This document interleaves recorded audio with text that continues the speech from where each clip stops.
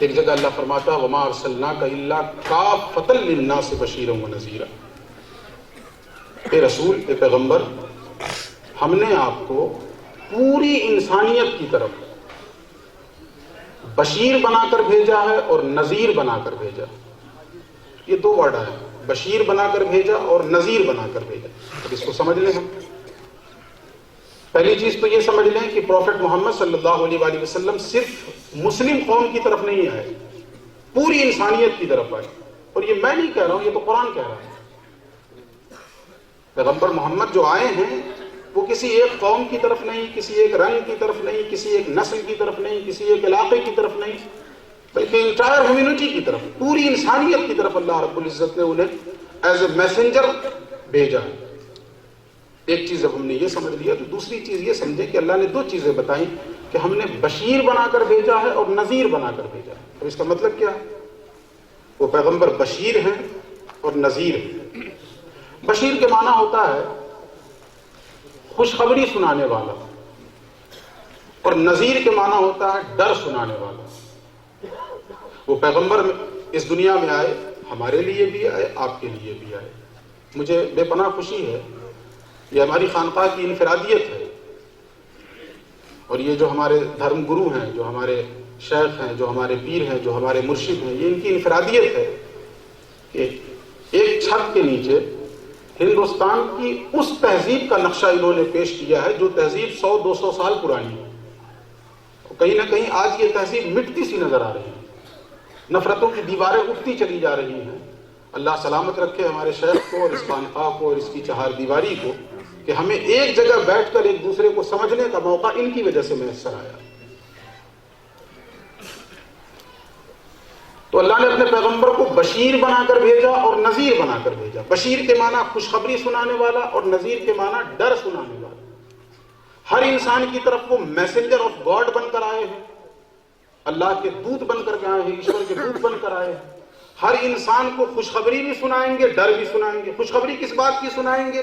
کہ اگر تم نے اپنے مالک کی آگیا کا پالن کیا تو مرنے کے بعد تمہیں سورگ ملے گا، اس بات کی وہ خوشخبری سنائیں گے۔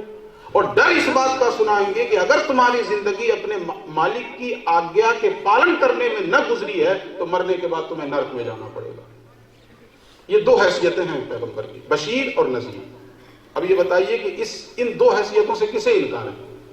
ہمیں تو ایسا آدمی چاہیے جو ہمیں بتائے کہ تم اپنی زندگی کو ان راہوں پہ گزارو تاکہ مرنے کے بعد تمہیں سورگ میں جگہ ملے۔ ان راہوں سے بچو، اس لیے کہ اگر تم نے ان راہوں پہ اپنی زندگی کو ڈال دیا تو مرنے کے بعد بجائے سورگ کے تمہیں نرک میں جانا پڑے گا۔ اور ہر شخص کی آرزو یہ ہوتی ہے، بلکہ ہم تو لکھتے بھی ہیں اور کہتے بھی ہیں۔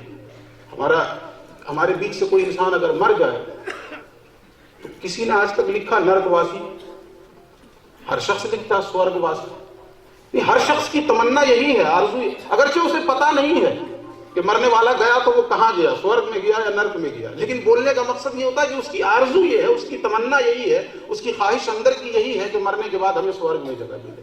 پیغمبر کے آنے کا مقصد ہی یہی ہے کہ انسان کو وہ تعلیم دیں جس تعلیم کو عمل میں لانے کے بعد مرنے کے بعد اسے سورگ میں جگہ ملے، نہ کہ نرک میں۔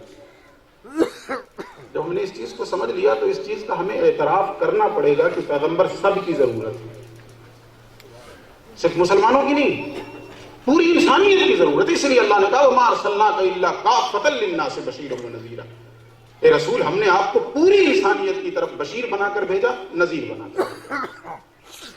دوسرے مقام پہ اللہ نے پیغمبر کی زبان سے کہلوایا، اس مقام پہ تو اللہ نے خود کہا، اور دوسرے مقام پہ پیغمبر کی زبان سے کہلوایا کہ آپ بھی کہیں۔ کیا کہیں؟ قُلْ يَا أَيُّهَا النَّاسِ إِنِّي رَسُولُ اللَّهِ إِلَيْكُمْ جَمِيعًا۔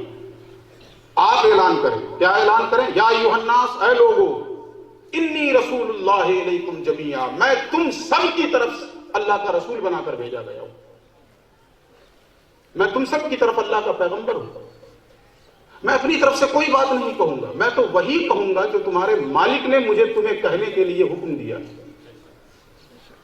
قرآن نے اس کی وضاحت بھی کی ہے، ایک مقام پہ اللہ فرماتا وما ينطق عن الهوى ان هو الا وحی یوحى، یہ محمد، یہ پروفیٹ صلی اللہ علیہ وآلہ وسلم اپنی مرضی سے اور اپنی خواہش سے کچھ بھی نہیں کہتے ہیں، یہ تو وہی بات بتاتے ہیں جس بات کے بتانے کا حکم ان کے مالک کی طرف سے ہوتا ہے۔